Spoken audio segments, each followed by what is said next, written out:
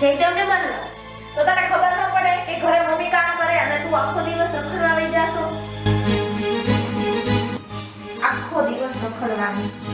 મેં તને કીધું તું ને કાલે કે કરીશ તો જયદેવ હારે જ લગ્ન કરીશ અને હું એને મળવા પણ જઈશ.